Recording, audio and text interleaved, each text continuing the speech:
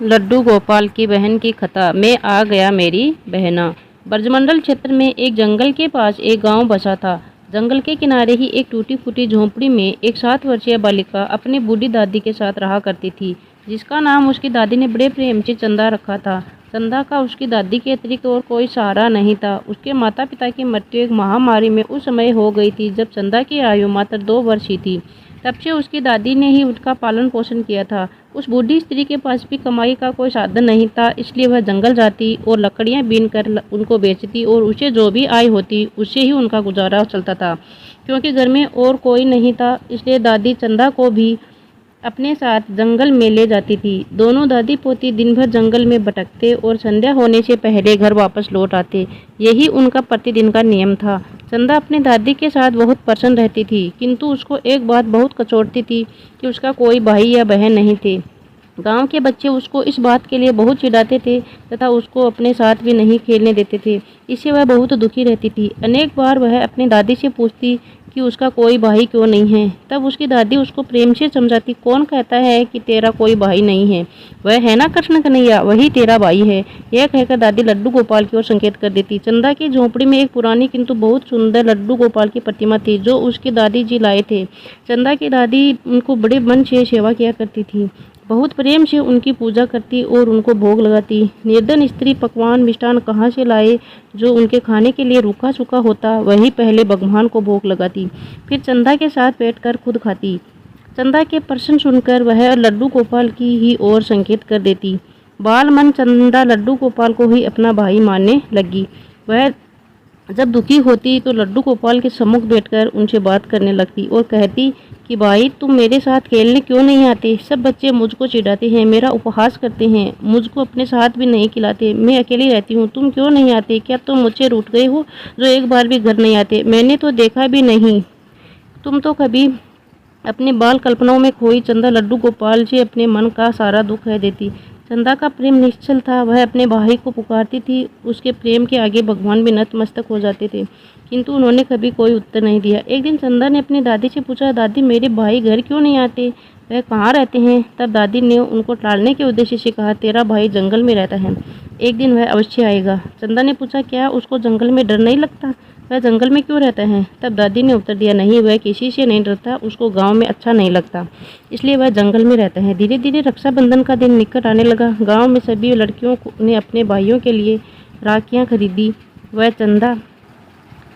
वह चंदा को चिढ़ाने लगी कि तेरा तो कोई भाई नहीं, तू किसको राखी बांधेगी। अब चंदा का सब्र टूट गया। वह घर जाकर जोर जोर से रोने लगी। दादी के पूछने पर उसने सारी बात बताई।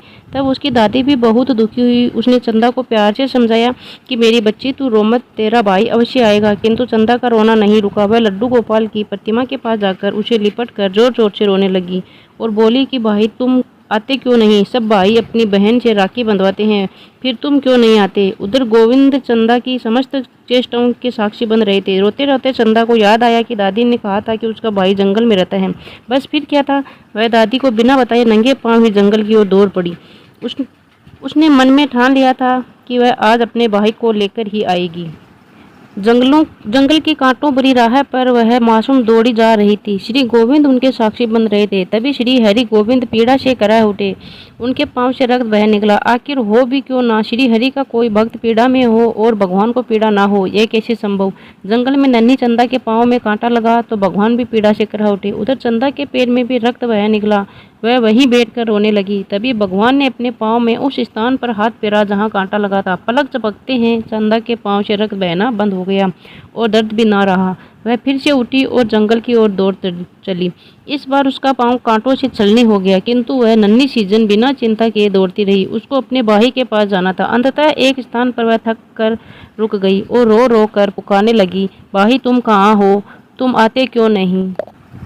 अब श्री गोविंद के लिए एक पल भी रुकना कठिन था। वह तुरंत उठे और एक 11-12 वर्ष के सुंदर से बालक का रूप धारण किया तथा पहुंच गए चंदा के पास। उधर चंदा थक कर बैठ गई थी और सर झुकाकर रोए जा रही थी। तभी उसके सर पर किसी ने हाथ का स्पर्श हुआ और एक आवाज़ सुनाई दी, मैं आ गया मेरी बहना, अब तू ना रो। चंदा ने सर उठाकर उस बालक को देखा और पूछा, क्या तुम मेरे भाई हो? तब उत्तर मिला, हाँ चंदा, मैं ही तुम्हारा भाई हूँ। यह सुनते ही चंदा अपने भाई से लिपट गई और फूट फूट कर रोने लगी। तभी भक्त और भगवान के मध्य भाव और भक्ति का एक अनूठा दृश्य उत्पन्न हुआ। भगवान वहीं धरती पर बैठ गए। उन्होंने नन्ही सी चंदा के कोमल पैरों को अपने हाथों में लिया और उसके प्रेम से देखा। वह छोटे छोटे कोमल पांव पूर्ण रूप से कांटों से छलनी हो चुके थे। उनमें से रक्त बह रहा था। यह देखकर भगवान की आंखों से आंसू बह निकले। उन्होंने उन नन्हे पैरों को अपने माथे से लगाया और रो उठे। अद्भुत दृश्य। बहन भाई को पाने की प्रसन्नता में रो रही थी और भगवान अपने भक्त के कष्ट को देखकर रो रहे थे। श्री हरि ने अपने हाथों से चंदा के पैरों में चुभे एक एक कांटे को बड़े प्रेम से निकाला। फिर उसने पैरों पर अपने हाथ का स्पर्श किया। पल भर में सभी कष्ट दूर हो गया। चंदा अपने भाई का हाथ पकड़कर बोली, भाई तुम घर चलो, कल रक्षाबंधन है, मैं भी रक्षाबंधन करूंगी। भगवान बोले, अब तू घर जा, दादी प्रतीक्षा कर रही होगी, मैं कल प्रातः घर अवश्य आऊँगा। ऐसा कहकर उसको विश्वास दिलाया और जंगल के बाहर तक छोड़ने आई।